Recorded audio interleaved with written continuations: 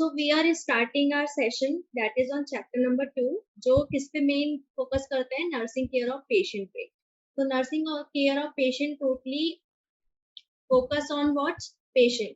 तो हमारा जो नर्सिंग केयर ऑफ पेशेंट है वो किस पे फोकस कर रहा है, मेनली पेशेंट्स पे कर रहा है। और कौन इसमें मेन पार्टिसिपेंट्स हैं? इसमें मेन पार्टिसिपेंट होते हैं नर्सेज जो केयर प्रोवाइड कर रहे हैं पेशेंट्स को।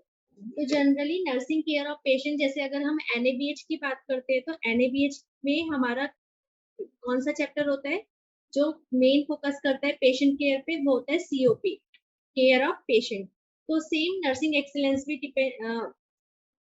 मेन फोकस करता है नर्सिंग केयर पे, जो पेशेंट की हम करते हैं हॉस्पिटल में तो उसको चेक करते हैं।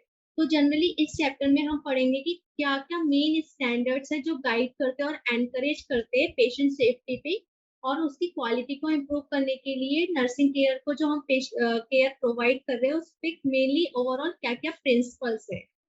देन ऑर्गेनाइजेशन जो सपोर्ट करती है नर्सिंग सर्विसेज को, वो किस वे में सिस्टमैटिक मेथड में वो नर्सिंग केयर को प्रोवाइड करते हैं। और जो मेन एम्पथाइज करता है, मतलब मेन जो फोकस करता है असेसमेंट पे, प्लानिंग पे, इम्प्लीमेंटेशन पे और इवैल्यूएशन पे। जनरली हमें ये सारी चीजें इसमें हम देखने वाले हैं कि मेनली जो भी हम केयर प्रोवाइड कर रहे हैं नर्सिंग केयर स्पेसिफिकली किस वे में हम असेसमेंट कर रहे हैं, किस वे में हम प्लानिंग कर रहे हैं, किस वे में हम इम्प्लीमेंटेशन कर रहे हैं और उसको इवेलुएट भी कर रहे हैं।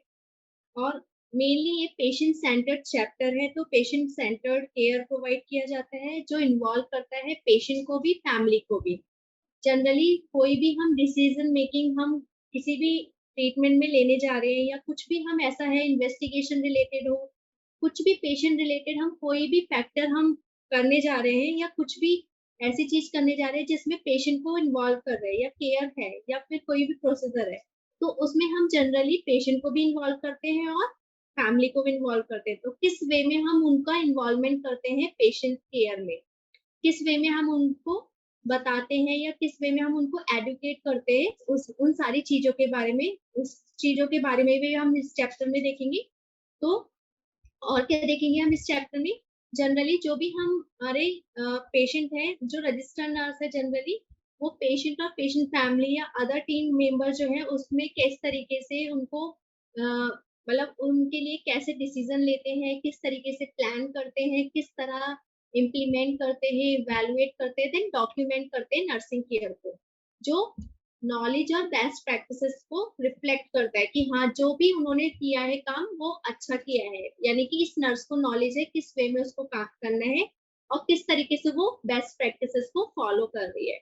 देन पॉलिसीज एंड प्रोसीजर जो भी हमारे हॉस्पिटल में रेगुलेट किए हुए हैं और इम्प्लीमेंट किए हुए हैं उसको हम कैसे करके फंक्शनल यूनिट में एप्लीकेबल कर रहे हैं।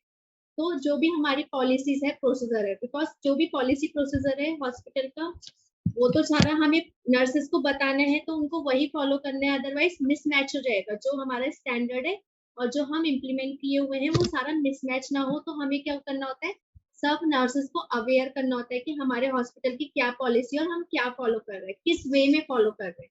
तो नर्सिंग सर्विसेज में भी सेम होता है कि जो भी पॉलिसीज और प्रोसीजर्स है हमारे हॉस्पिटल में वो सारा सिखाया जाता है नर्सेस को। उसके बाद क्या है, वो लोग उसको इम्प्लीमेंट करते हैं अपनी प्रैक्टिसेस में।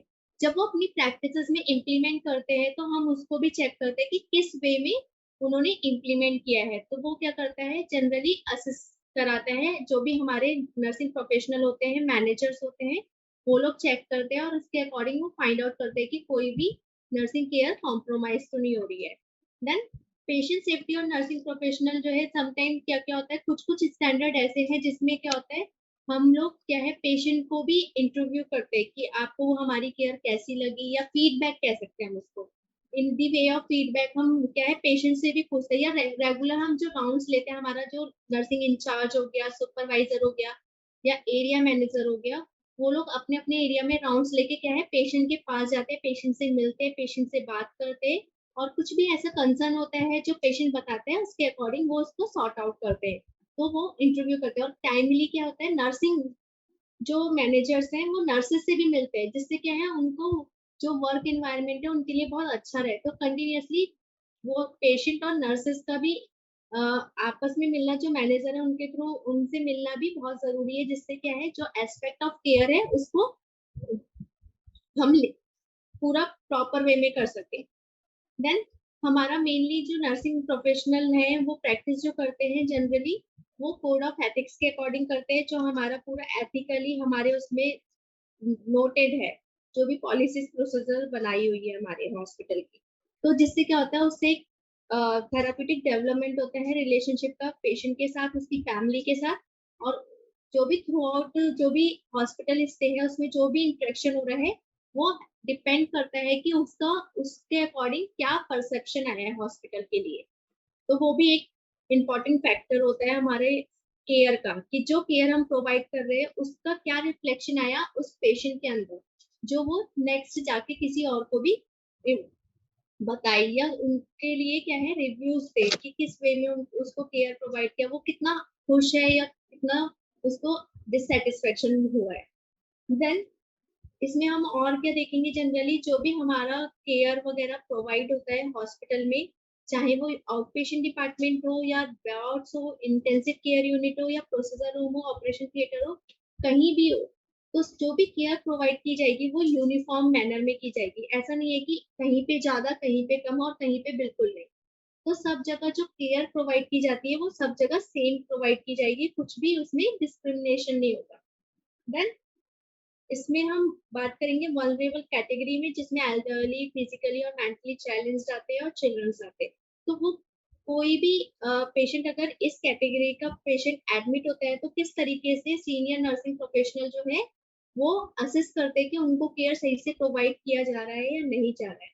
देन जो पेशेंट मॉडरेट सेडेशन में होते हैं या फिर रिस्ट्रेंट्स पे होते हैं या एंड ऑफ लाइफ केयर में होते हैं, तो उन सबको हम एक अलग कैटेगरी में रखते हैं, जो एक स्पेशल रिकमेंडेशन हम उनको देते हैं, चाहे वो किसी भी चीज पे हो, चाहे वो केयर में हो, चाहे वो उनकी कम्युनिकेशन में हो, या कुछ भी ऐसा होता है तो हम उनको एक स्पेशल कंसिडरेशन देंगे हॉस्पिटल में, जिससे क्या होगा उनको साथ कोई ना कोई या तो साथ में रहता है या फिर नर्सिंग हमें उसके लिए रेशो में चेंज करना पड़ता है, ये सारी चीजें हम इसमें पढ़ेंगे। देन पेन मैनेजमेंट एक इम्पॉर्टेंट फैक्टर है, तो वो भी कैसे करके एड्रेस करता है हेल्थ केयर वर्कर, वो भी हम देखेंगे, और किस वे में वो कॉम्प्रिहेंसिवली केयर प्रोवाइड करेगा। देन एम्पावर्ड मेन जो नर्सिंग प्रोफेशनल एम्पावर्ड होते हैं वो किस वे में मैनेज करेंगे पेशेंट को, नर्सिंग केयर को, कुछ भी ऐसी सिचुएशन आ गई जिससे मतलब क्या है ऑर्गेनाइजेशन में जरूरत है, तो वो किस तरीके से इंश्योर करेंगे कि जो वो केयर प्रोवाइड कर रहे हैं वो सेफ और क्वालिटी नर्सिंग केयर है। तो इसमें मेनली हम ये सारी चीजें देखेंगे। तो ये हमारे इस चैप्टर का इंटेंट है, जिसमें हम बिल्कुल स्टैंडर्ड वाइज सारा पढ़ेंगे कि किस वे में नर्सिंग केयर हमारे पेशेंट को प्रोवाइड करना है, जो उसके लिए सेफ हो, क्वालिटी वाइज हाई क्वालिटी हो, देन स्टैंडर्डाइज हो। देन हमारा फर्स्ट एनसीपी है। एनसीपी का मीन है नर्सिंग केयर ऑफ पेशेंट। तो जनरली हम इसमें पहले डिस्कस करते हैं, जनरली हमारे पास इसमें हमारे स्टैंडर्ड्स हैं। तो हमारे नर्सिंग केयर ऑफ पेशेंट में 13 स्टैंडर्ड है। जनरली 13 स्टैंडर्ड में हमारे 55 ऑब्जेक्टिव एलिमेंट है। तो 13 स्टैंडर्ड में स्टैंडर्ड नंबर 1 में हमारे 5 ऑब्जेक्टिव एलिमेंट है, स्टैंडर्ड नंबर 2 में हमारे 4 ऑब्जेक्टिव एलिमेंट है, स्टैंडर्ड नंबर 3 में हमारे 5 ऑब्जेक्टिव एलिमेंट है, स्टैंडर्ड नंबर 4 में हमारे 3 ऑब्जेक्टिव एलिमेंट है, स्टैंडर्ड नंबर 5 में हमारे 4 ऑब्जेक्टिव एलिमेंट है, स्टैंडर्ड नंबर 6 में हमारे 4 ऑब्जेक्टिव एलिमेंट है, स्टैंडर्ड नंबर 7 में हमारे 2 ऑब्जेक्टिव एलिमेंट है, स्टैंडर्ड नंबर 8 में हमारे 5 ऑब्जेक्टिव एलिमेंट है, स्टैंडर्ड नंबर 9 में 7 ऑब्जेक्टिव एलिमेंट है, स्टैंडर्ड नंबर 10 में हमारे 4 ऑब्जेक्टिव एलिमेंट है, स्टैंडर्ड नंबर 11 में हमारे 3 ऑब्जेक्टिव एलिमेंट है, देन स्टैंडर्ड नंबर 12 में हमारे 5 ऑब्जेक्टिव एलिमेंट है, और स्टैंडर्ड नंबर 13 में हमारे 4 ऑब्जेक्टिव एलिमेंट है। सो हमारे टोटल 55 ऑब्जेक्टिव एलिमेंट है जो डिस्क्राइब करेंगे नर्सिंग केयर ऑफ पेशेंट। तो we will look into one by all the standard one by one. So पहले स्टैंडर्ड हमारा है nursing manual shall be established and reviewed periodically as defined by the SCO. SCO is health care organisation. तो जो भी हमारी health care organisation है उसके पास एक नर्सिंग मैनुअल एस्टैब्लिश्ड होनी चाहिए, रिव्यूड होनी चाहिए पीरियोडिकली, जो हेल्थ केयर ऑर्गेनाइजेशन को डिफाइन करता हो। तो जनरली इसका फर्स्ट ऑब्जेक्टिव एलिमेंट है nursing manual shall include standard operating procedure and guidelines for nursing care in all settings. तो इसका मेन इंटरप्रिटेशन क्या है, हमारे पास एक सेपरेट नर्सिंग मैनुअल होनी चाहिए जो प्रिपेयर्ड हो हर एरिया के लिए, चाहे वो आईसीयू हो, चाहे वो ओटी हो, डायलिसिस हो, इमरजेंसी डिपार्टमेंट हो, बीएमटी बोन मैरो ट्रांसप्लांट हो, कीमोथेरेपी हो, या फिर एंडोस्कोपी हो, डे केयर हो या ओपीडी हो, कोई सा भी ऐसा डिपार्टमेंट है जो हमारे हॉस्पिटल में स्कोप ऑफ सर्विसेज में आता है, उसके अकॉर्डिंग हमारी एक नर्सिंग मैनुअल डेवलप होनी चाहिए। उसमें स्टैंडर्ड ऑपरेटिंग प्रोसीजर होने चाहिए और गाइडलाइंस होनी चाहिए जो नर्सिंग केयर के बारे में बताता है। तो जनरली आपके पास एक नर्सिंग मैनुअल होनी चाहिए और उसमें इस वे में बनाना चाहिए जिसमें आपके पास एक एसओपी नंबर हो, जिसमें आपके पास वर्जन हो, कब आपने स्टार्ट किया है, सुपरसेट वर्जन कब हुआ था, मतलब इसका ये कौन सा वर्जन आने वाले है और कौन सा वर्जन में हो जाएगा, देन नेक्स्ट रिव्यू डेट कब आएगी, देन किसने प्रिपेयर किया है, किसने रिव्यू किया है, किसने अप्रूव किया है, और मेडिकल डायरेक्टर के सिग्नेचर। तो इस वे में आप कॉलम कर सकते हैं, देन उसके अकॉर्डिंग आप क्या है प्रोटोकॉल्स को डेवलप कर सकते हैं और उसको एक नंबरिंग दे सकते हो। इसी तरीके से हमारे पास जनरल नर्सिंग प्रोसीजर की हो सकती है जिसमें पूरा हमारे पास क्या है एसओपी नंबर के साथ हम डिफाइन कर सकते हैं कि इसका एसओपी नंबर ये है। देन प्री कैथ हो गया, पोस्ट कैथ हो गया, नर्सिंग एडमिनिस्ट्रेशन हो गया, क्रिटिकल केयर हो गया, कार्डियक क्रिटिकल केयर हो गया, एंडोस्कोपी, बोन मैरो डायलिसिस और इमरजेंसी मैनुअल। तो इस वे में एक ऐसा हम हर टाइप का नर्सिंग मैनुअल में जनरल से लेकर स्पेसिफिक मैनुअल्स भी डेवलप कर सकते हैं हॉस्पिटल में। Then second objective element है nursing manual shall also include policy on nursing station management। तो हमारा जो नर्सिंग मैनुअल है उसमें नर्सिंग स्टेशन मैनेजमेंट का भी एक पॉलिसी होना चाहिए, जनरली जो कवर करे किस तरीके से नर्सिंग स्टेशन होना चाहिए, किस तरीके से ड्रेसिंग ट्रॉली अरेंजमेंट होना चाहिए, किस तरीके से नर्सेस काउंटर होना है, किस वे में हमारा मेंटेनेंस होना है, रिकॉर्ड का क्रैश कार्ड कहाँ रखनी है, कॉल बेल सिस्टम कहाँ होना है, तो जो हमारे स्टेशन मैनेजमेंट को पूरा डिफाइन करे, तो उस वे में एक पॉलिसी जो है नर्सिंग मैनुअल में होनी चाहिए।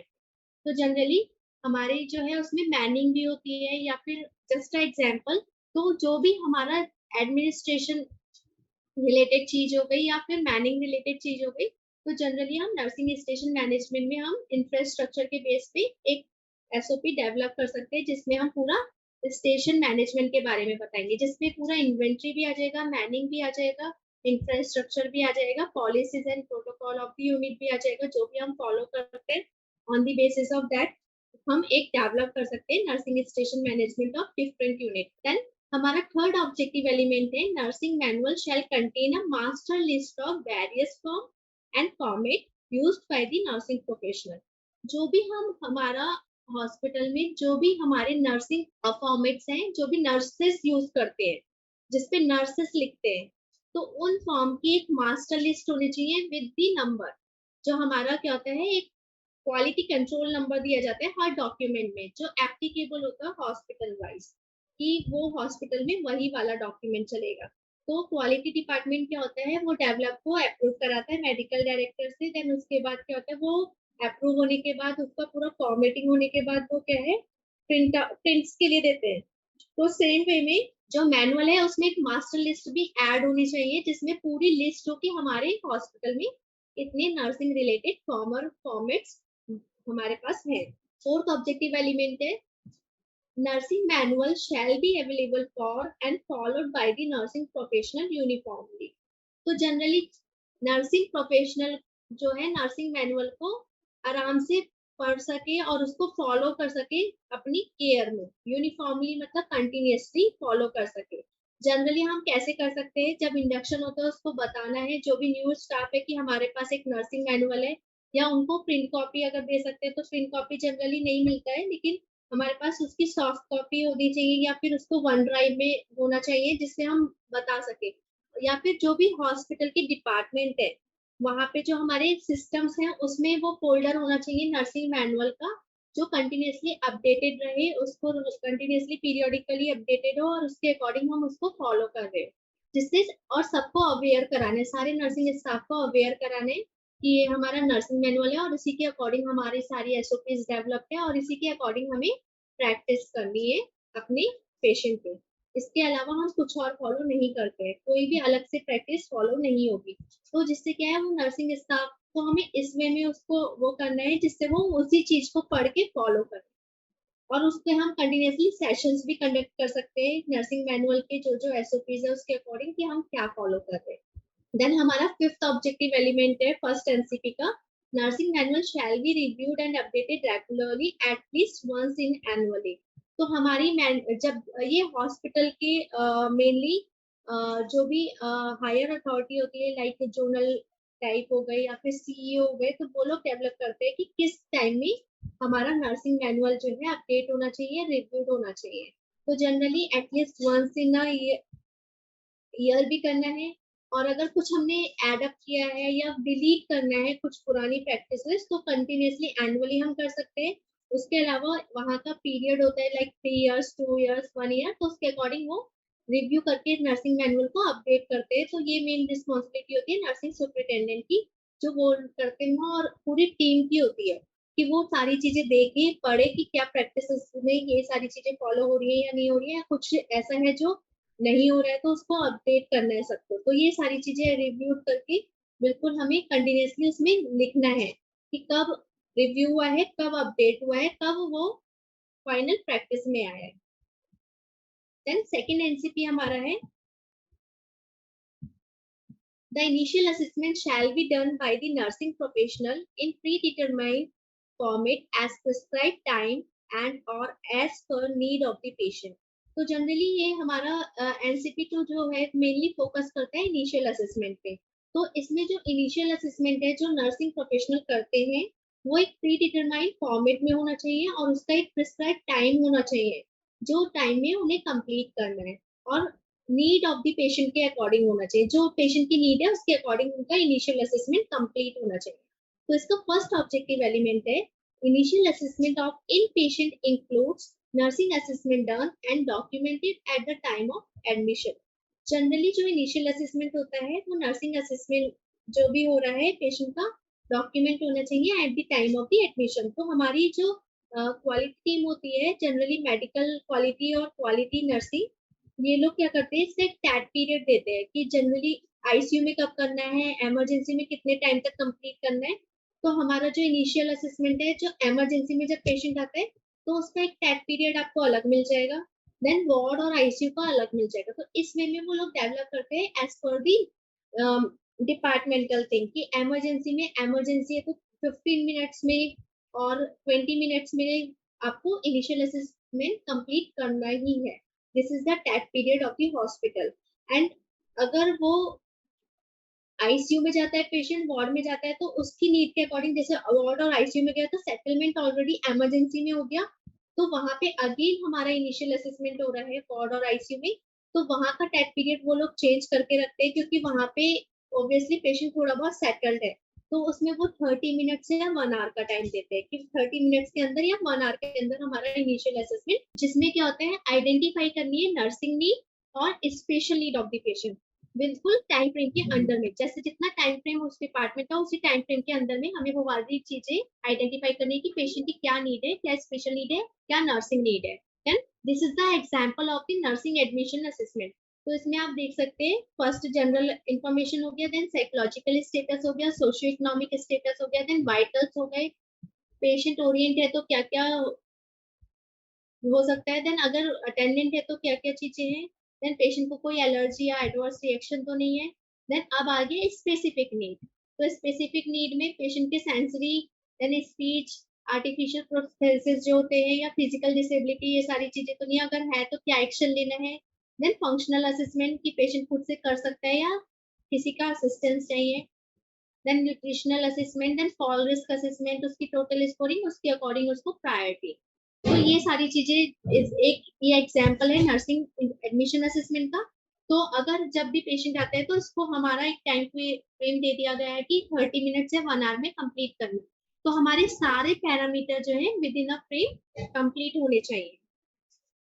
Then second objective element है initial assessment include assessment of actual and potential needs or and problem। तो जब पेशेंट का इनिशियल असेसमेंट करते हैं तो जनरली असेस करना है एक्चुअल और potential need of the problem. तो पेशेंट की क्या एक्चुअल प्रॉब्लम है, क्या पोटेंशियल नीड्स हैं उसकी और क्या प्रॉब्लम्स है उसको आइडेंटिफाई करना है by the head to foot observation, vitals, height, weight, input, output, everything.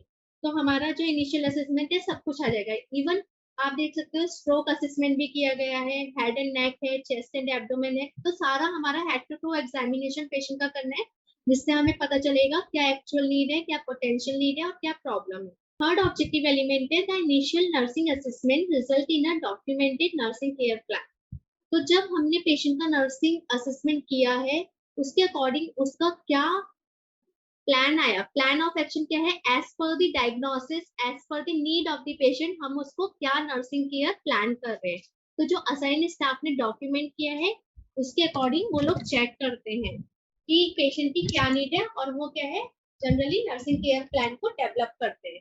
तो वो सारी चीजें हमारी इस में आती है। जैसे हमारा नर्सिंग असेसमेंट हुआ है ये, और इसमें हमने सब कुछ असेसमेंट किया है। इसमें हमें पता चला पेशेंट का पेन स्कोर 2/10 है और 1 दिन से पेन हो रहा है एब्डोमेन में, और मूवमेंट के अकॉर्डिंग जो है पेन इंक्रीज हो रहा है बट रेस्ट पे डिक्रीज हो रहा है। तो हमने उसका पूरा फंक्शनल असेसमेंट किया, पेन असेसमेंट किया। देन उसके बाद हमने उसका डिपेंडेंट मतलब फंक्शनल असेसमेंट में पूरा देखा कि क्या है, प्रेशर अल्सर रिस्क देखा। देन पेशेंट को एजुकेशन भी किया, उसके अकॉर्डिंग हमने केयर प्लान को डेवलप किया कि complain of abdominal pain score is 2/10। तो उसके अकॉर्डिंग हमने इंटरवेंशन सेट किए।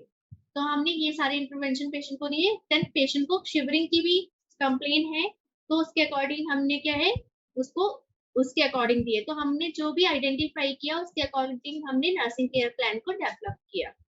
तो मेन इसका स्टैंडर्ड का यही है कि जो भी हमने असेसमेंट किया है, डॉक्यूमेंट किया है, उसी के अकॉर्डिंग हमारा नर्सिंग केयर प्लान भी होना चाहिए। देन नेक्स्ट हमारा फोर्थ ऑब्जेक्टिव एलिमेंट है the care documentation must include preventive aspect of the care where appropriate. तो जनरली जो नर्सिंग केयर प्लान हम बनाते हैं वो हमारा प्रिवेंटिव एक्शंस को शो करता है कि हमें किस वे में उसको प्रिवेंट करना है, कैसे करके हमें उसको इंटरवेंशन प्रोवाइड करने हैं, जिससे क्या है जो हमारा जो भी हमारा पेशेंट का डायग्नोसिस है वो हम कम कर सके या उसकी प्रॉब्लम को कम कर सके। प्रॉब्लम को फाइंड आउट करके ही हम उसको केयर प्रोवाइड कर सकते हैं। तो जनरली इसमें क्या होता है, डॉक्यूमेंटेड जो नर्सिंग केयर प्लान होता है बताता है प्रिवेंटिव एक्शन को। तो हमने यहाँ पे पेन मैनेजमेंट का देखा था। पेन मैनेजमेंट में जनरली पेन कंटिन्यूसली हो रहा है पेशेंट को, तो पेशेंट को हमने इंटरवेंशन तो दिए लेकिन उसका क्या है केयर प्लान भी हमने डेवलप किया और उसी के अकॉर्डिंग हमने सारा इंटरवेंशन प्रोवाइड किए एंड इवेल्युएशन भी उसी के बेस पे किया। देन नेक्स्ट आ गया हमारा third standard, that is the reassessment shall be done by the nursing professional in a predetermined format at prescribed time. अब हमने असेसमेंट तो कर दिया, उसी के बेस पे हमें रीअसेसमेंट करना है जो हमने असेस किया है। तो जनरली इनिशियल असेसमेंट के टाइम में हमें रीअसेसमेंट पीरियोडिकली तो करना होगा, but it is not called re initial assessment but it will be the reassessment, मतलब कंटिन्यूसली हमें असेसमेंट करना है। नर्सिंग का assessment will be every shift, हर शिफ्ट में नर्सिंग असेसमेंट कंटिन्यूस रहेगा, उसमें सारा स्कोरिंग और ग्रेडिंग की। जनरली असेसमेंट जो नर्सेस का होता है वो हमारा हर शिफ्ट में किया जाएगा। जैसे जब पेशेंट इनिशियल असेसमेंट कर दिया उसके बाद देन मॉर्निंग वाले ने इनिशियल असेसमेंट कंप्लीट किया है, देन इवनिंग में जब हैंड ओवर होगा तो वो फिर से असेसमेंट करेगा, चाहे वो ब्रेडन स्कोर हो, चाहे वो वीआईपी स्कोर हो, चाहे वो फॉल रिस्क असेसमेंट हो, चाहे वो कोई सा भी असेसमेंट हो। तो सारा असेसमेंट करके वो नोट करेगा, डॉक्यूमेंट करेगा। तो वो कंटिन्यूसली इनिशियल असेसमेंट के बाद रीअसेसमेंट कंटिन्यूसली रहेगा आईसीयू वार्ड और इमरजेंसी में अगर पेशेंट है तो वो हमारा नर्सेस का एवरी शिफ्ट में कंटिन्यूसली होता रहेगा रीअसेसमेंट। डॉक्टर्स का मे बी 24 आवर्स होता है, कभी कभी 12 आवर्स होता है, it is as per the hospital policy. तो हमारी नर्सेस पे हम फोकस कर रहे हैं, तो नर्सेस जो है एवरी शिफ्ट में असेसमेंट करते रीअसेसमेंट करते हैं और उसके अकॉर्डिंग स्कोरिंग एंड ग्रेडिंग होती जाती है। जस्ट अ एग्जांपल, 10 बजे पेशेंट आया, देन उसका कंटिन्यूसली असेसमेंट कर रहे हैं कि पेशेंट को एपिगैस्ट्रिक पेन है, देन उसका सारा वाइटल चेक कर रहे हैं, देन उसको मेडिकेशन भी प्रोवाइड किया, देन अगेन रीअसेसमेंट करके 15 मिनट बाद फिर से चेक किया, देन उसके बाद 15 मिनट बाद फिर से चेक किया। तो ऐसे करके रीअसेसमेंट कंटिन्यूसली था और केयर प्लान भी जो हमने डेवलप किया है वो उसी के बेस पे किया है, क्योंकि पेशेंट को कंटिन्यूसली पेन आ रहा है तो एवरी 15 मिनट चेक करके जब स्टाफ ने फाइंड आउट किया कि पेशेंट को कंटिन्यूसली पेन है तो उसी के बेस पे नर्सिंग केयर प्लान को भी कंटिन्यूअसली ऑनगोइंग रखते जाएंगे, क्योंकि वो क्या है, एक ऑनगोइंग थिंग है जो पेशेंट को हो रही है। देन सेकेंड ऑब्जेक्टिव क्या है इसका, patient are reassessed at the time of receiving and transferring from one unit to another. Generally यहाँ पे क्या है, जब कोई पेशेंट कहीं भी रिसीव हो रहा है या ट्रांसफर हो रहा है तो उसका रीअसेसमेंट किया जाए। तो रीअसेसमेंट क्या होता है, मतलब पूरा फिर से हेड टू टू असेसमेंट कह सकते हैं, या फिर उसका मेन ऑब्जेक्टिव असेसमेंट कह सकते हैं। तो generally we can have the document, जब भी पेशेंट आईसीयू से वार्ड में, वार्ड से आईसीयू में या कहीं भी ट्रांसफर हो रहा है तो नर्स को भी फिल करना है कि पेशेंट को हॉस्पिटल सारा वो क्या है, किस पे है, देन रिपोर्ट्स कलेक्ट किया है नहीं किया है, डाइटिशियन को इन्फॉर्म किया है नहीं किया है, वाइटल्स क्या है, एलर्जी क्या है, फॉल रिस्क है या नहीं है, प्रेशर अल्सर रिस्क है तो कहाँ है, कहाँ पे प्रेशर अल्सर हुआ है, कौन कौन सी लाइन्स ट्यूब्स है, देन कोई ट्रांसमिशन बेस्ड प्रिकॉशन तो नहीं है। ये सारी चीजें क्या है, क्रिटिकलिटी के अकॉर्डिंग जैसे जैसे नर्स करती है वैसे ही डॉक्टर के भी होता है, डॉक्टर भी फिल करते हैं, देन उसके अकॉर्डिंग क्या है उसको भेजा जाता है एक यूनिट से दूसरी यूनिट में। थर्ड ऑब्जेक्टिव है reassess before and after shifting for investigation. अगर कोई भी पेशेंट को शिफ्ट करते हैं हम किसी इन्वेस्टिगेशन के लिए, लाइक यूएसजी हो गया, सिटी स्कैन हो गया, एमआरआई हो गया, तो उससे पहले भी पेशेंट का रीअसेसमेंट होना बहुत जरूरी है, क्योंकि पेशेंट ऑलरेडी क्रिटिकलिटी के बेस पे देखा जाए तो इज नॉट स्टेबल, स्टेबल नहीं है। तो उसके अकॉर्डिंग क्या है, अगर वो सिटी में हम भेज रहे हैं या फिर एमआरआई के लिए भेज रहे हैं तो वहां पे कोई ऐसी प्रॉब्लम ना हो जो पेशेंट के लिए अच्छा ना हो, तो इसलिए हम क्या है रीअसेसमेंट करके ही उसको शिफ्ट करते हैं किसी भी इन्वेस्टिगेशन के लिए। देन फोर्थ ऑब्जेक्टिव एलिमेंट है nursing care plan is modified when emergency situation arise. तो जनरली हम नर्सिंग केयर प्लान को कब मॉडिफाई करते हैं, जैसे हमारा नर्सिंग केयर प्लान नॉर्मल चल रहा था कि हमने ये आइडेंटिफाई करके ये इंटरवेंशन दिए, देन इवैल्यूएट किए तो अभी समवॉट ओके हो गया, लेकिन सडनली पेशेंट को टैकीकार्डिया हो गया या एट्रियल फिब्रिलेशन हो गया, तो सडनली पेशेंट की सिचुएशन चेंज हो गई, तो उसके अकॉर्डिंग नर्सिंग केयर प्लान को भी हमें मॉडिफाइड करना है और चेंज करना है और उसको डॉक्यूमेंट करना है केयर प्लान में। तो इस वे में हम क्या है केयर प्लान को मॉडिफाई करते हैं। Then fifth objective element is third का nursing professional evaluate outcome using reassessment and revise action plan as needed। जब हमने केयर प्लान को डेवलप किया तो इंटरवेंशंस भी दिए हैं, जब इंटरवेंशंस दिए हमने तो उनको इवेलुएट भी करना है आउटकम को, कि हमने जो इंटरवेंशन दिए हैं क्या इंटरवेंशन देने की वजह से उसका आउटकम इम्प्रूव हुआ है या नहीं हुआ है। तो हम कैसे करेंगे, जब हम फिर से रीअसेसमेंट करेंगे। हमने रीअसेसमेंट में देखा कि पेन पेशेंट को हो रहा था तब वो हाई कैटेगरी में था, अभी वो लो में आ गया लेकिन स्टिल पेशेंट को पेन है, तो हम उसमें और क्या क्या ऐड कर सकते हैं और क्या एक्शन कर सकते हैं, क्या रिवाइज कर सकते हैं, क्या क्या थेरेपी दे सकते हैं। तो इस वे में हम क्या है इवेलुएट करके आउटकम को रीअसेसमेंट के थ्रू रिवाइज कर सकते हैं एक्शन प्लान्स को। देन फोर्थ ऑब्जेक्टिव आता है हमारा for provision of nursing care appropriate number of nursing professional shall be maintain as per the workload. तो जनरली जो वर्कलोड के अकॉर्डिंग नर्सिंग प्रोफेशनल जो है हमें अलॉट करने चाहिए in the department as the based of the nursing care, और appropriate number of nursing professional जो होने चाहिए यूनिट में होने चाहिए जब कोई भी नर्सिंग केयर प्रोवाइड कर रहे हैं। तो इसमें जनरली हम बात करते हैं रेशो की। तो फर्स्ट ऑब्जेक्टिव एलिमेंट है nurse patient ratio is planned and provided based on the scope of the unit. तो जो हमारी स्कोप ऑफ द यूनिट है, मतलब जैसे अगर क्रिटिकल केयर है या फिर वार्ड है या गैस्ट्रो यूनिट है, तो इस वे में हमारी यूनिट का स्कोप ऑफ सर्विसेज देखनी है पहले, कि हमारी वो यूनिट किस टाइप की है, क्रिटिकल है, हाईली क्रिटिकल है या सेमी क्रिटिकल है या नॉन क्रिटिकल है। तो as per the criticality of the unit हमारा रेशियो सेट होता है इंडियन नर्सिंग काउंसिल के अकॉर्डिंग, उन्होंने दिया हुआ है कि कितना रेशियो किस यूनिट में हम प्रेफर करते हैं। जनरली आईसीयू का होता है 1:1, अगर वेंटिलेटर पेशेंट है, नॉन वेंटिलेटर पेशेंट होता है तो 1:1.5 भी होता है। वार्ड के लिए हम जनरली प्रेफर करते हैं 1:6। तो हमारा रेशियो ऑलरेडी प्लान है, तो उसी के बेस पे हमें जो है यूनिट में प्रोवाइड भी करना है। तो हमने ये चैप्टर नंबर 1 में बात किया था, डैशबोर्ड को डेवलप कर सकते हैं जिससे easily you can obtain the nurse patient ratio in a shift also, कि हर शिफ्ट में आपके पास कितना स्टाफ है, कितना पेशेंट है, डिवाइड करके you can find the number. तो आपको इतना इजी हो जाएगा कि आपके पास total number of staff in the morning कितना है, देन नर्सेस कितना है, तो वो रेशियो कितना होगा, तो आपको पता चल जाएगा कि आपको कितना नर्सिंग स्टाफ चाहिए या कितना आपके पास एक्स्ट्रा है। Then second objective element है nurse patient ratio is monitored in every shift by the designated senior nursing professional. तो nurse patient ratio को आप easily monitor कर सकते हैं हर shift में. तो जनरली कोई डेलीगेटेड होगा कि जिसको मतलब लाइक एरिया मैनेजर्स हो गए या फिर आपके सुपरवाइजर्स हो गए जो हर टाइम में हर शिफ्ट में अपने रेशियो को चेक करते रहेंगे, मॉनिटर करते रहेंगे और उसके अकॉर्डिंग प्रोवाइड करेंगे नर्सेस को. Then third objective element है patient condition and nurses competency shall be considered while assessing nursing professional to patient care in each shift. तो जनरली जो पेशेंट असाइनमेंट भी होते हैं हम पेशेंट कंडीशन को देखते हैं और नर्सेस की कॉम्पिटेंसी को देखते हैं. ये हमने फर्स्ट चैप्टर में ऑलरेडी बात किया था. एज पर दी कॉम्पिटेंसी आपको उसी वे में नर्सिंग को प्रोवाइड कर, मतलब शिफ्ट में उसी टाइप की नर्सेस होनी चाहिए. तो ऐसा नहीं होना चाहिए कि एक शिफ्ट में आपके पास हाईली कॉम्पिटेंट नर्सेस है, एक शिफ्ट में आपके पास पुअर नर्सेस है. तो आपको इसमें क्या करना है, स्किल मिक्स करना है. स्किल मिक्स करके आपको पेशेंट की कंडीशन के अकॉर्डिंग असाइनमेंट प्रोवाइड करने हैं नर्सेस को हर शिफ्ट में. तो आप इसमें क्या है स्किल मिक्स तरीके से आप रोस्टर को डेवलप करो. जब आपका रोस्टर इस वे में डेवलप होगा तो ऑब्वियसली शिफ्ट वाइज आपके पास कॉम्पिटेंट नर्सेज होगा. हर एक्सपीरियंस की नर्सेज आपकी हर शिफ्ट में प्रेजेंट होंगी. देन हमारा फिफ्थ ऑब्जेक्टिव एलिमेंट आता है the nursing care plan and provided by the nursing professional is recorded. तो जो भी आप नर्सिंग केयर प्लान करते हो आप प्रोवाइड करते हो वो सारा रिकॉर्ड होना चाहिए. तो इसका फर्स्ट ऑब्जेक्टिव एलिमेंट क्या है, nursing professional document assessment nursing activities and care outcome in accurate and timely manner.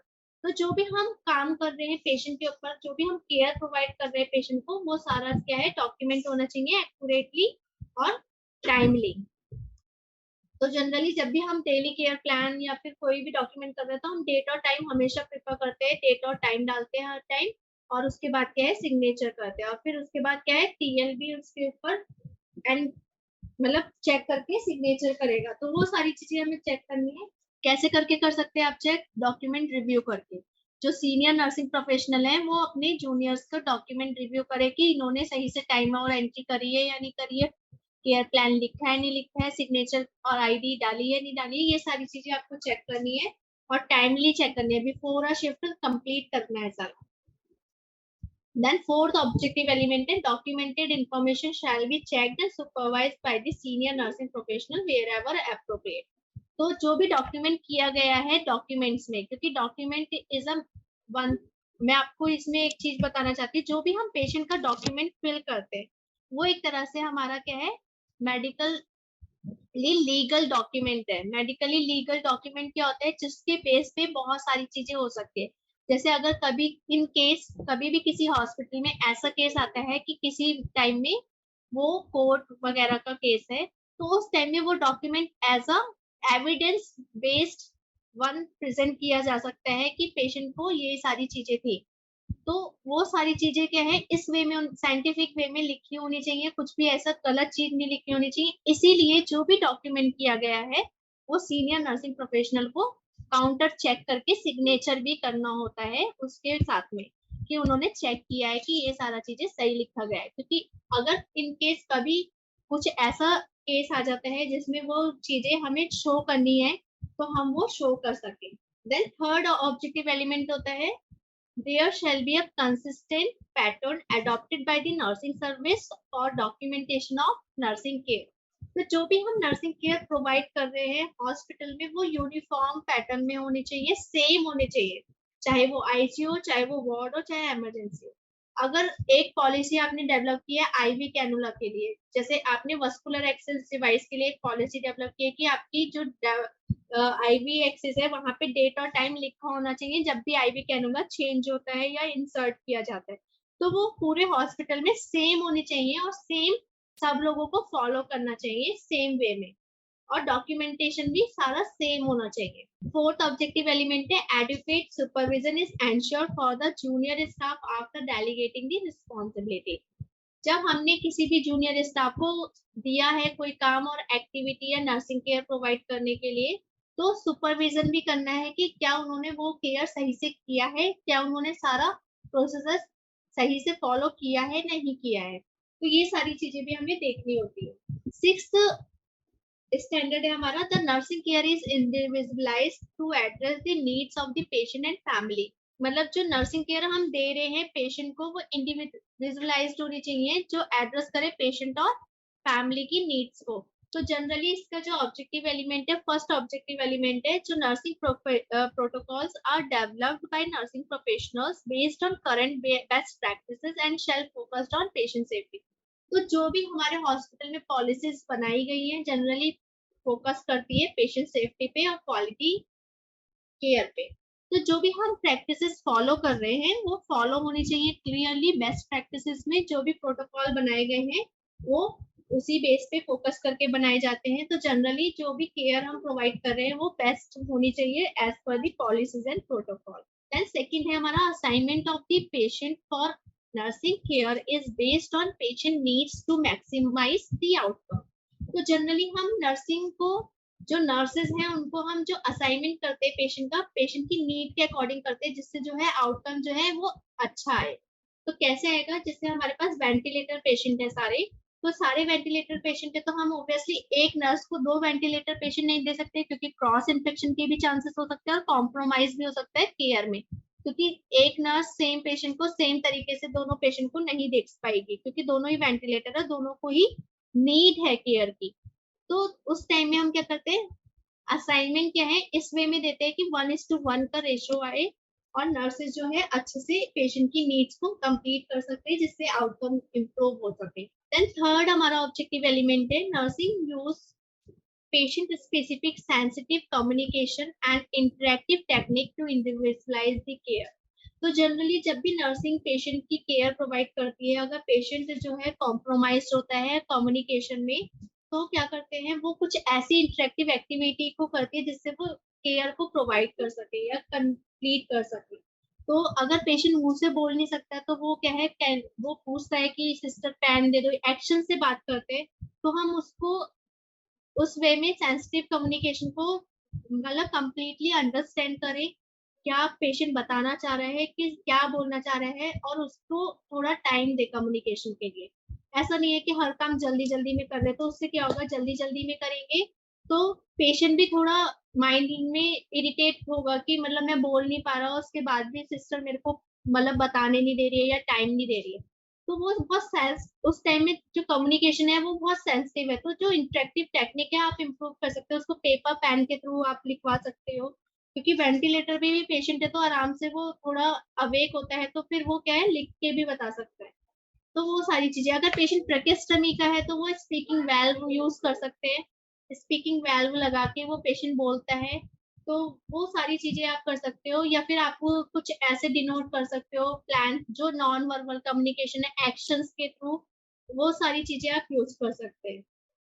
Then fourth objective element है care of patient is coordinated in all care setting within the organisation. तो जो भी हम care है patient को provide करते हैं settings में, जो ऑर्गेनाइजेशन के जैसे जो भी लाइक ओपीडी हो गया, इमरजेंसी हो गया, आईपी हो गया या कुछ भी है, तो सारी सेटिंग में हमारा इफेक्टिव एक कम्युनिकेशन होना चाहिए जो पेशेंट की रिक्वायरमेंट को फुलफिल कर सके। सेवंथ एनसीपी है हमारा information is exchange and documented during each staffing shift, between shift and during transfer between unit and department. तो जनरली इसमें क्या है, जो भी इंफॉर्मेशन एक्सचेंज हो रही है या डॉक्यूमेंट हो रही है स्टाफ शिफ्ट में या शिफ्ट टू शिफ्ट में या ट्रांसफर के टाइम में यूनिट और डिपार्टमेंट में, वो अच्छे से डॉक्यूमेंट होनी चाहिए।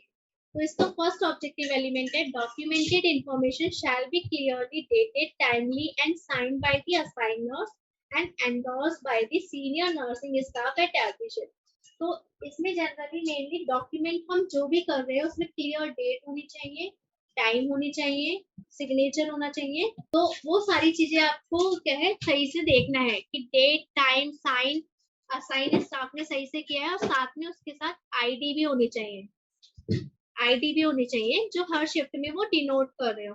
और उसके साथ क्या सीनियर नर्सिंग को भी क्या है डॉक्यूमेंट को चेक करना है, सारी चीजें कंप्लीट है या नहीं है, सही से लिखा गया है या नहीं गया है, काउंटर साइन जरूर करना। लाइक हम कह सकते हैं वेरिफिकेशन जैसे हम करते हैं, तो वेरिफिकेशन के बाद उन्होंने वेरीफाई किया है तो वो भी काउंटर साइन जो है उस डॉक्यूमेंट में साइड में करना है जहाँ पे स्टाफ नर्स ने सिग्नेचर और डेट वगैरह सब डाला है। यहाँ फॉर एग्जाम्पल यहाँ पे आप देख सकते हैं डेट एंड टाइम भी डला हुआ है, फिर यहाँ पे स्टाफ नर्स ने ऑलरेडी साइन किया आईडी के साथ, देन टीएल ने भी वहाँ पे काउंटर साइन किया है। तो टीएल ने चेक किया कि जो भी केयर प्लान डेवलप किया है स्टाफ नर्स ने, वो हमारी नर्स ने बिल्कुल सही से लिखा है, तो उसने भी काउंटर साइन किया, बिना पढ़े कोई भी सिग्नेचर नहीं करना। देन सेकंड ऑब्जेक्टिव एलिमेंट है transfer between department unit are done in a safe manner. तो जब भी ट्रांसफर होता है वो एडेयर करता है सेफ प्रैक्टिसेस को, जो भी हम प्रैक्टिसेस फॉलो कर रहे हैं वो हमारा दिखाता है कि जब भी हम ट्रांसफर कर रहे हैं तो हम सेफ प्रैक्टिसेस को फॉलो कर रहे हैं। तो जब भी हम ट्रांसफर कर रहे हैं बहुत केयरफुली हमें ट्रांसफर करना है पेशेंट को। देन डॉक्यूमेंटेशन मेनली, जब हम डॉक्यूमेंट करते हैं तो कंप्लीट असेसमेंट करके कि हमारा यूनिट में ये सारी चीजें बिल्कुल ऐसा था और अब हम यहाँ ट्रांसफर कर रहे हैं, देन उसको डॉक्यूमेंट भी करो और उसके बाद उससे काउंटर साइन भी लेना है जो हमारी हैंड ओवर नर्स है। तो प्रॉपर हैंड ओवर और टेक ओवर जो है वो डॉक्यूमेंट होना चाहिए जब भी पेशेंट ट्रांसपोर्ट होता है from one unit to another unit. अगर डॉक्यूमेंट होगा तो कोई भी किसी पे ब्लेम नहीं कर सकते कि आपने आपके सपोज पेशेंट को डेवलप हो गया हॉस्पिटल एक्वायर्ड प्रेशर अल्सर, तो उस टाइम में कोई भी यूनिट क्या है अपने ऊपर हाथों को लेना नहीं चाहिए। तो उस टाइम में अगर डॉक्यूमेंटेशन इफेक्टिव है तो एग्जैक्टली फाइंड आउट कर सकते हैं कि कहाँ पे वो अल्सर डेवलप हुआ है। So this is the hand over form जहाँ पे आप फिल कर सकते हो सारी इंफॉर्मेशन को फिल करके। टेकिंग ओवर और हैंडिंग ओवर सिग्नेचर होंगे तो उस टाइम में वो चेक करके ही ले। देन हमारा 8th एनसीपी है there shall be established policy and protocol for vascular access device। तो vascular access device में क्या क्या आते हैं, जो भी IV access है या लाइन्स एंड ट्यूब्स है। तो जनरली जो vascular access device है तो हमारी उस पर एक पॉलिसी और प्रोटोकॉल होनी चाहिए और अच्छे से डेवलप एस्टैब्लिश्ड होनी चाहिए जो फॉलो कर रहे हो हॉस्पिटल में हॉस्पिटल वाइज। तो इसका फर्स्ट ऑब्जेक्टिव एलिमेंट है there shall be established policies and protocol for vascular access device. तो हमारे पास जो हमने नर्सिंग मैनुअल डेवलप किया है उसमें क्या है वस्कुलर एक्सेस डिवाइस की पॉलिसी और प्रोटोकॉल भी एस्टैब्लिश्ड होने चाहिए। Suppose this is the example कि कैसे करके management of the tubing in the ICU emergency ward और ऑपरेशन थिएटर, तो क्या पर्पस है, क्या स्कोप है, किस किस की रिस्पॉन्सिबिलिटी है, क्या procedure to be follow to avoid the misconnection, then labelling and positioning of various tubes and line, then reporting.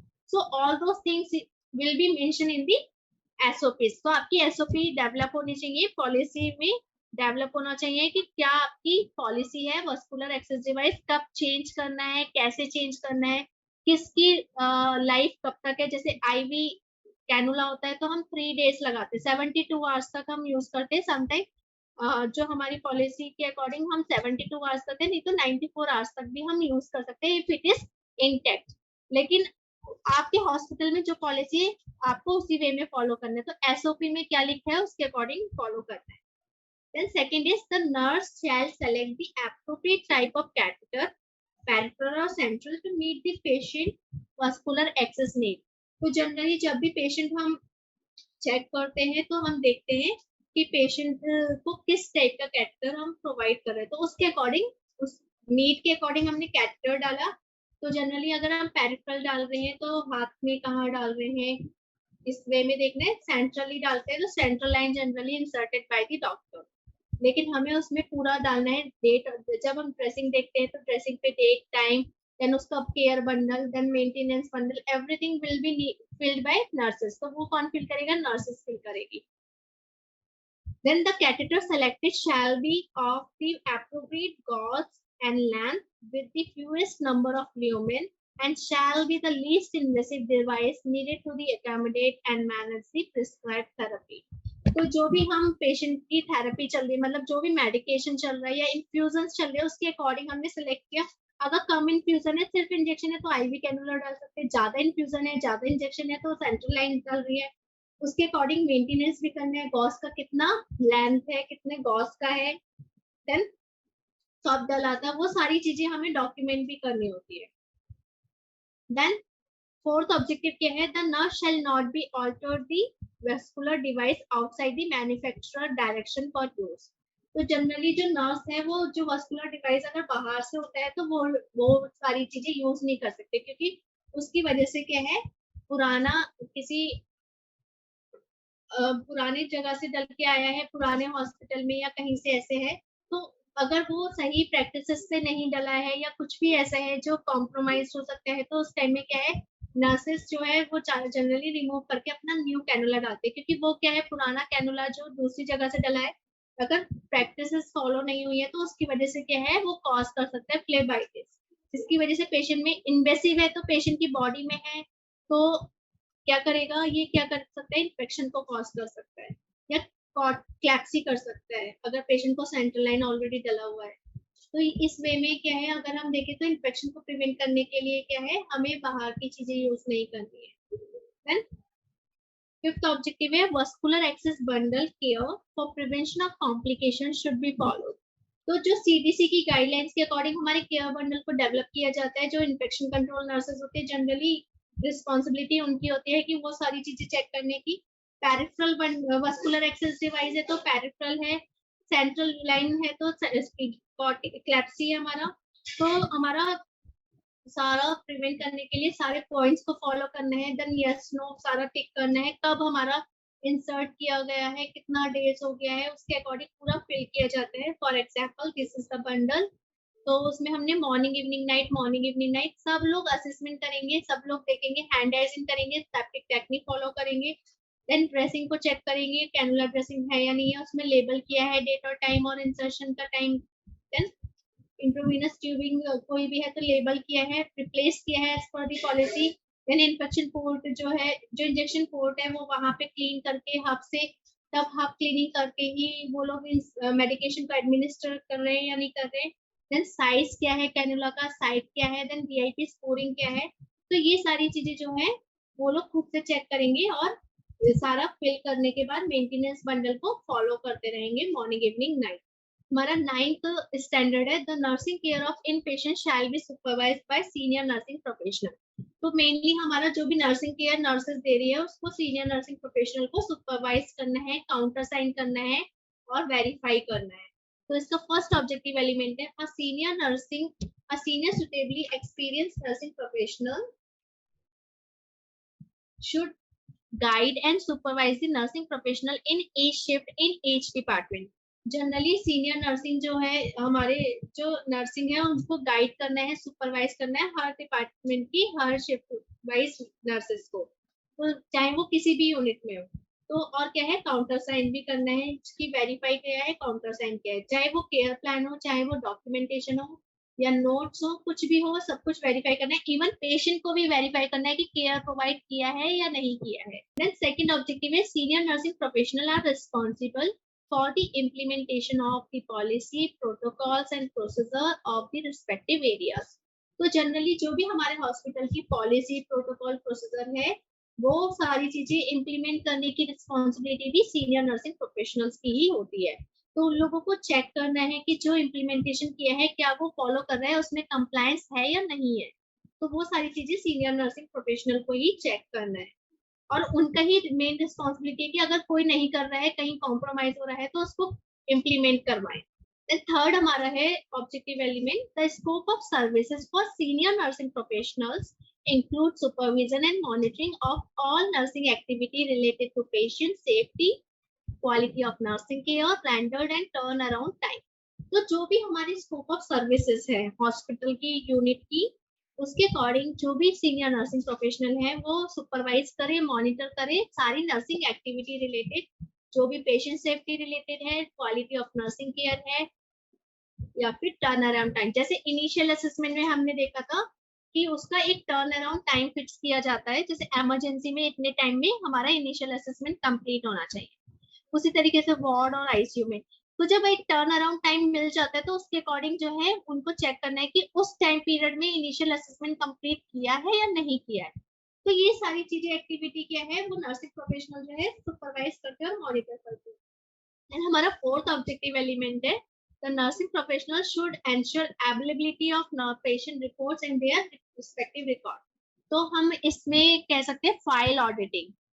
तो पेशेंट की जो फाइल है उसको ऑडिट करना है सीनियर नर्सिंग प्रोफेशनल्स को भी और नर्सेस को भी, कि जो भी पेशेंट की रिपोर्ट है और रिकॉर्ड्स है वो वहां पे मतलब उसकी फाइल में है या नहीं है, जिससे कि जो डॉक्टर आएगा वो सही से देख ले और उसी before time everything will be completed. तो जो डॉक्टर जब राउंड पे आ रहे हैं उससे पहले ये सारी चीजें चेक करनी है और रिकॉर्ड्स में लगानी है। देन उसके बाद क्या है, सीनियर नर्सिंग प्रोफेशनल भी फाइल ऑडिटिंग करके इससे फाइंड आउट कर सकते हैं कि सारी चीजें उस फाइल में कंप्लीट है और डॉक्यूमेंटेड है और रिपोर्ट्स वगैरह सब लगी हुई है। देन हमारा फिफ्थ ऑब्जेक्टिव एलिमेंट है, nursing professional seek additional knowledge and assistant as needed in a timely manner.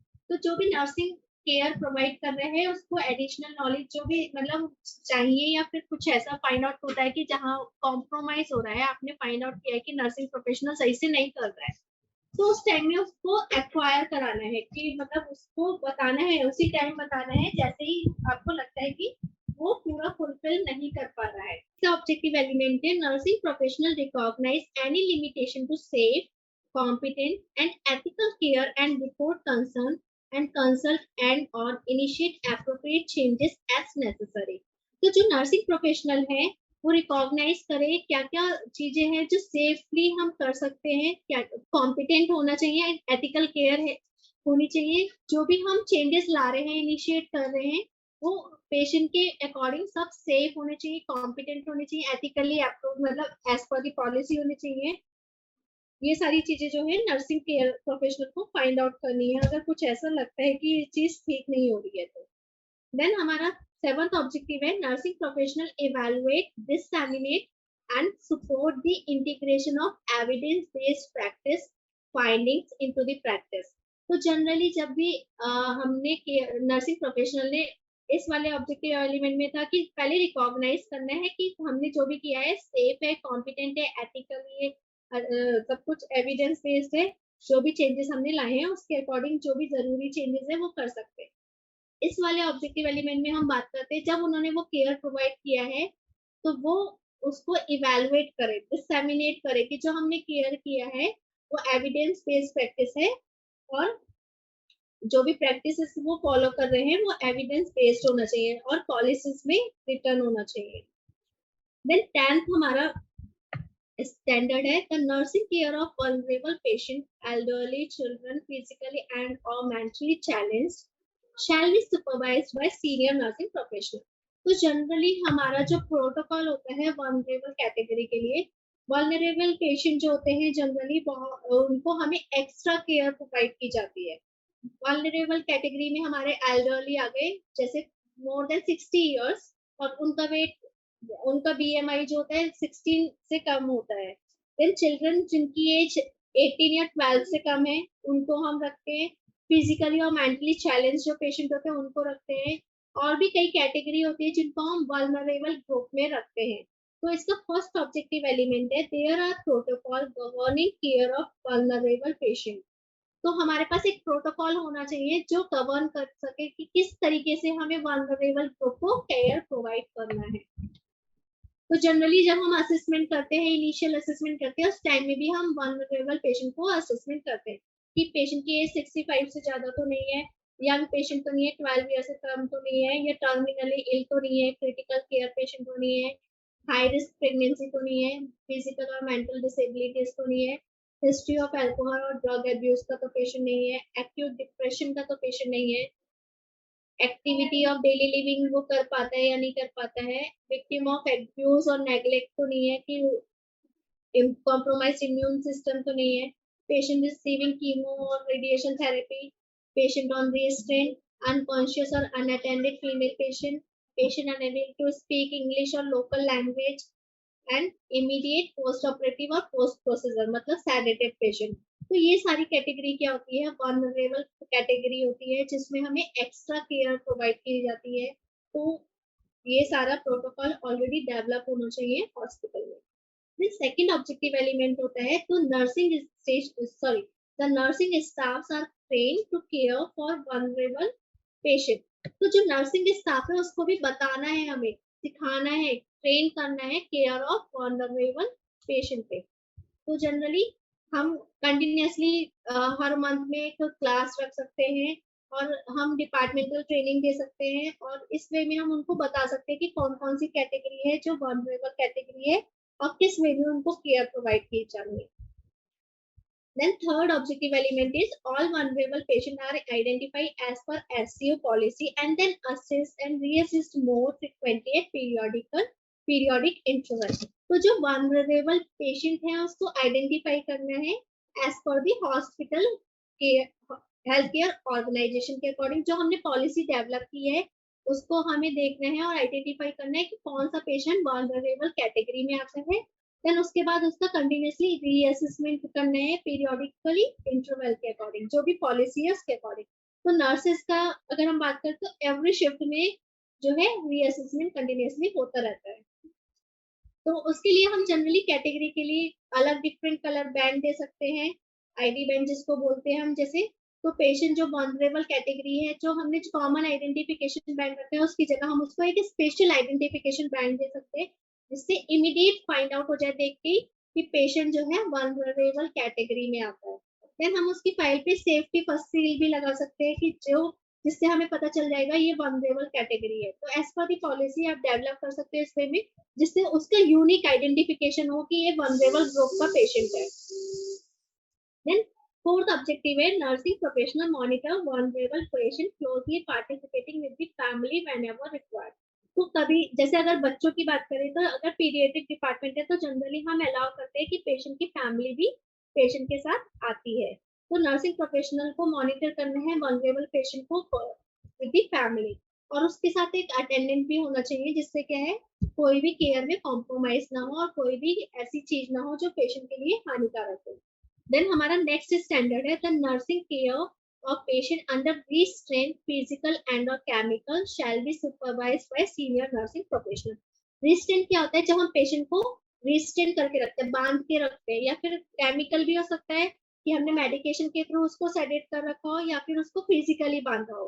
तो जब पेशेंट रिस्ट्रेंट पे होता है जनरली हमें देखना है कि पेशेंट कौन से रिस्ट्रेंट पे, और हमेशा उसे सुपरवाइज करना है। पेशेंट को जब केयर दे रहे हैं तो कंटिन्यूसली मॉनिटर करना है। सीनियर नर्सिंग प्रोफेशनल को भी सुपरवाइज करना है कि जो केयर प्रोवाइड की जा रही है रिस्ट्रेंट पेशेंट को वो सही से मिल रही है या नहीं मिल रही है। तो उसका फर्स्ट ऑब्जेक्टिव है this include both physical and chemical measure. तो फिजिकल, जब हम फिजिकली किसी चीज से, जैसे हमारे जो रिस्ट्रेंट्स होते हैं उसे बांध के रखते हैं, या फिर केमिकल। तो केमिकल और फिजिकल में डिफरेंस क्या होता है? केमिकल मतलब कोई मेडिकेशन चल रहा है पेशेंट को, जैसे पेंटनिल हो गया, और फिजिकल जैसे हमने पेशेंट को टाई अप कर रखा है। तो अगर कुछ ऐसा है तो हमें देखना है कि कौन से टाइप का रिस्ट्रेंट है पहले। देन तो फिजिकल रिस्ट्रेंट आप देख सकते हो, physical restraint is like this कि आपने हैंड रिस्ट्रेंट किया है, लेग रिस्ट्रेंट किया है, या फिर पूरा एब्डोमेन रिस्ट्रेंट कर रखा है जिससे पेशेंट उठ ना पाए, है ना। तो ये सारे टाइप के रिस्ट्रेंट होते हैं। देन केमिकल में भी बिकॉज मे बी अट्रोक्यूरियम दे रहे हैं आप, या फिर फेंटेनिल आप कंटिन्यूसली इन्फ्यूजन चल रहा है, तो केमिकली जो है इंड्यूस कर रहे हैं जिससे पेशेंट जो है वो ना हो। जब पेशेंट ज्यादा एजिटेटेड है या फिर ज्यादा वो मतलब मूव कर रहा है आउट ऑफ द बेड, ज्यादा पेशेंट जो है परेशान कर रहा है या पुल करने की कोशिश कर रहा है लाइंस ट्यूब को, उस टाइम में हम पेशेंट को रिस्ट्रेंट देते हैं। देन इसका सेकंड ऑब्जेक्टिव है this patient are more frequently monitored. Generally this patient are more frequently monitor, क्योंकि रिस्ट्रेंट है, पेशेंट का हाथ टाई कर रखा है। Ethically it is like legally अगर देखा जाए तो हम किसी पेशेंट को बांध नहीं सकते, लेकिन उसके लिए हमें पहले कंसेंट को लेना है। कंसेंट जो है डॉक्टर कंसेंट लेता है, उसके बाद वो कुछ टाइम पीरियड के लिए वैलिड होता है, लाइक 24 आवर्स के लिए। फिर उसको हम फ्रिक्वेंटली मॉनिटर करते हैं, क्योंकि अगर रिस्टेंट बना है तो मे बी स्किन को इंजरी हो सकती है या फिर सर्कुलेशन रुक सकता है। तो ये सारी चीजें, तो इस वे में हम उसको फ्रिक्वेंटली मॉनिटर कर सकते हैं। तो आप देख सकते हो एक सैंपल है रिस्टेंट केयर एंड ऑनगोइंग मॉनिटरिंग। तो इसमें जनरली डिवाइस कौन सा अप्लाइड किया है, फिजिकल किया है या आपने केमिकल किया है। देन डेट एंड टाइम डालना है। देन इसका देखो देख सकते हैं आप सेकेंड आवरली मॉनिटर कर रहे हैं, जिसमें डिफरेंट पैरामीटर है like position, circulation, skin integrity, temperature, fluid need, toileting need, nutrition offered, evaluation of restraint removal, then restraint status on है या ऑफ है। तो कंटिन्यूअसली आपको मॉनिटर करना है। देन यहाँ पे डेट डालना है। देन मॉर्निंग स्टाफ उसका initial, then evening, then night. But ये आपको सेकेंड आवरली करना है, 8 AM, 10 AM, 12 noon, then 2 PM, 4 PM, ऐसे करके आपको सेकेंड आवरली कंटिन्यूअसली मॉनिटर करना है। तो it will be up to second मतलब 24 आवर्स। देन उससे पहले आपको लेकिन कंसेंट लेना बहुत जरूरी है। देन थर्ड ऑब्जेक्टिव एलिमेंट है then staff receives training and periodic updating in control and management of resistant techniques. जो हमारा जनरली नर्सिंग एक्सीलेंस में क्या इंपॉर्टेंट है, जो पेशेंट रेजिस्टेंट पे है, resistant training patient staff nurses की हुई है या नहीं हुई है, और वो कंटिन्यूसली पीरियोडिक होना है with pre assessment and post assessment. तो हमें कंटिन्यूसली स्टाफ को ट्रेनिंग करना है रेजिस्टेंट के ऊपर, जिसमें हमारा प्री असेसमेंट भी होगा, पोस्ट असेसमेंट भी होगा। तो कंटिन्यूसली पीरियोडिक असेसमेंट होना चाहिए और रेजिस्टेंट की ट्रेनिंग जो है नर्सेस को प्रोवाइड की जानी चाहिए। देन हमारा 12th स्टैंडर्ड है appropriate pain management practice shell be supervised by senior nursing professional. तो जनरली जो पेन मैनेजमेंट की प्रैक्टिसेस है, लाइक कैसे करके हमें पेन को असेस करना है, किस तरीके से रीअसेसमेंट करना है, इंटरवेंशन प्रोवाइड करना है, वो सारा जो है एक एप्रोप्रिएट प्रैक्टिस को डेवलप करना है और एसओपीज में डिनोट होना चाहिए और सीनियर नर्सिंग प्रोफेशनल जो है सुपरवाइज करने चाहिए। तो उसका फर्स्ट ऑब्जेक्टिव एलिमेंट है all patient is train for pain at the time of admission and reassessment of pain is done for those patient who require pain management. तो generally patient जो है, सारे ही पेशेंट को हमें स्क्रीन करना है pen के लिए eight the time of admission. ऐसा नहीं है जो पेशेंट पेन बताएगा उसी को हमें पूछना है कि आपको पेन हो रहा है क्या। तो हमें सारे ही पेशेंट को स्क्रीन करना है कि सारे पेशेंट से पूछना है पेशेंट को पेन तो नहीं हो रहा है। देन अगर पेन फाइंड आउट होता है तो रीअसेसमेंट भी कंटिन्यूसली रखना है। तो आप देख सकते हैं इस वाले एग्जाम्पल में कि नर्सिंग असेसमेंट किया, पेशेंट को फाइंड आउट किया पेन है, देन उसका कंटिन्यूसली असेसमेंट भी कर रहे हैं। तो इस वे में आपका डॉक्यूमेंट होना चाहिए जहाँ पे असेसमेंट के बाद रीअसेसमेंट हो। सेकंड ऑब्जेक्टिव एलिमेंट है nursing professional are trained to identify level of pain in various category of patient and document the same। Nursing professional मतलब नर्सेस को हमें ट्रेन करना है जिससे वो इजीली आइडेंटिफाई कर सके किस लेवल का पेन है। तो हम स्कोरिंग के अकॉर्डिंग देख सकते हैं कि पेशेंट का पेन लो है, मीडियम है या हाई है। तो हम पेशेंट का पेन कितना लेवल पे है, लो पे है, मीडियम पे है, हाई पे है, तो किस कैटेगरी में कौन सा पेन स्केल यूज होता है और किस तरीके से डॉक्यूमेंट करना है, हम उसको नर्सेस को पता होना चाहिए, उसको ट्रेनिंग प्रोवाइड की जानी चाहिए। ट्रेनिंग के अकॉर्डिंग क्या है पेशेंट वो आइडेंटिफाई कर सकते हैं। तो हमारे पास डिफरेंट टाइप के स्केल्स होते हैं जो पेन को आइडेंटिफाई करते हैं, like CRIES pain scale. CRIES pain scale जो होता है नियोनेट्स के लिए होता है 0 to 6 मंथ के लिए। तो हम उसमें देखेंगे अगर कोई भी नियोनेट है तो उसका पेन असेसमेंट करने के लिए हम ये सारे पैरामीटर को फॉलो करते हैं। देन फ्लैग स्केल, तो 6 मंथ से 7 ईयर के बच्चों के लिए हम क्या करते हैं, फ्लैग स्केल करते हैं, जिसका मीनिंग होता है फ्लैग होता है face leg activity cry consolability. Then जो हमारा क्राइस होता है जनरली उसकी फुल फॉर्म होती है cry required O2 saturation, increased vital sign, expression and sleep. तो ये सारा क्राइस का भी जो एक्रोनिम है क्राइस, इसकी फुल फॉर्म की cry required O2 saturation, increased vital sign, expression and sleep. तो उसके थ्रू क्या है आप आइडेंटिफाई करते हो न्यूनेट का पेन। देन फ्लैग, फ्लैग हो गया फेस लैग एक्टिविटी क्राई कंसोलेबिलिटी। तो आप इन पैरामीटर के थ्रू क्या है 6 मंथ से 7 ईयर का आइडेंटिफाई करते हो। Then VAS visual analog scale आपका पेन असेसमेंट कराता है विद द नंबर। तो आप विजुअल एनालॉग स्केल में क्या है नंबर के थ्रू करते हो। तो जो एज ग्रुप है इसमें more than 12 years. Then 7 year से 12 ईयर में आप Wong Baker facial grimace scale use करते हो, जिसमें आप फेशियल एक्सप्रेशन के थ्रू क्या है फेशियल फेस को मतलब चेक करते हो कि किस नंबर का क्या नंबर है, उसके अकॉर्डिंग नंबर के अकॉर्डिंग आप पेन इंटरवेंशन देते हो। Then is the third objective element and nursing professionals shall provide care both pharmacological and non-pharmacological care based on the hospital policy। तो आपके पास हॉस्पिटल में दो टाइप की पॉलिसी होनी चाहिए। एक होती है फार्माकोलॉजिकल की मेडिकल ट्रीटमेंट प्रोवाइड कर रहे हैं, मेडिकेशन दे रहे हैं। एक होता है नॉन फार्माकोलॉजिकल ट्रीटमेंट। तो वो दोनों पॉलिसी है जो है डिफाइन होनी चाहिए पॉलिसीज में और पता होनी चाहिए हॉस्पिटल पॉलिसी में क्या फॉलो कर रहे हैं। तो इस तरीके से आप जैसे आपका पेन हो रहा है सर्जिकल साइड पे, तो आपने देखना है कि पेन में और नॉन फार्माकोलॉजिकली और फार्माकोलॉजिकली दोनों इंटरवेंशन आपको प्रोवाइड करने हैं। देन फोर्थ ऑब्जेक्टिव एलिमेंट है the organisation respects and support nursing management of pain for such patient। तो जो ऑर्गेनाइजेशन है उसको इस वे में डेवलप करना है जिससे जो नर्सिंग मैनेजमेंट को क्या है सपोर्ट दे सके, जो पेन वाले पेशेंट है उनको किस तरीके से केयर प्रोवाइड करनी है। Then fifth objective element is the nursing professionals educate the patient and their family on various pain management technique wherever appropriate. तो जो जनरली जो नर्सिंग प्रोफेशनल है हमें उन्हें सिखाना है कि किस तरीके से पेशेंट और पेशेंट फैमिली का पेन मैनेजमेंट टेक्निक प्रोवाइड करनी है जिससे क्या है उनको पेन रिलीफ हो. क्या क्या टेक्निक्स प्रोवाइड कर सकते हैं, किस तरीके से टेक्निक्स प्रोवाइड कर सकते हैं. तो ये सारी चीजें जो है हमें नर्सेस को सिखानी है और पढ़ानी है, ट्रेनिंग प्रोवाइड करनी है. तो सपोज आप इसमें यूज कर सकते हो पेशेंट और फैमिली रिकॉर्ड, क्योंकि आप फैमिली भी एक अलग ग्रीफ पेन में होता है, तो उसमें आप किस तरीके से उसको सिखा रहे हो. तो जनरली आपने देख सकते हैं कि यहाँ पे पेन मैनेजमेंट है, तो आपने रिपोर्टिंग ऑफ पेन, तो पेन मैनेजमेंट में रिपोर्ट करना है, आपको फैमिली को भी इन्वॉल्व करना है कि क्या क्या आप कर रहे हो, किस तरीके से आप ट्रीट कर रहे हो और कैसे करके आप उसको प्रोवाइड कर रहे हो. तो सारी चीजें इन्वॉल्वमेंट करना है पेशेंट एंड फैमिली को और उसको रिकॉर्ड भी करना है. देन हमारा थर्ड स्टैंडर्ड है appropriate end of life care shall be provided to patient needing the same by the nursing professional. तो appropriate end of life care आप कैसे करके आप पॉलिसी को वो कर सकते हो जब आपकी एक पॉलिसी डेवलप हो ऑर्गेनाइजेशन में और सब उसके अवेयर हो. तो हमारा फर्स्ट ऑब्जेक्टिव एलिमेंट है nursing professional are aware of end of life care policy of the organisation. End of life care हम जनरली क्या बोलते हैं, जब पेशेंट का बिल्कुल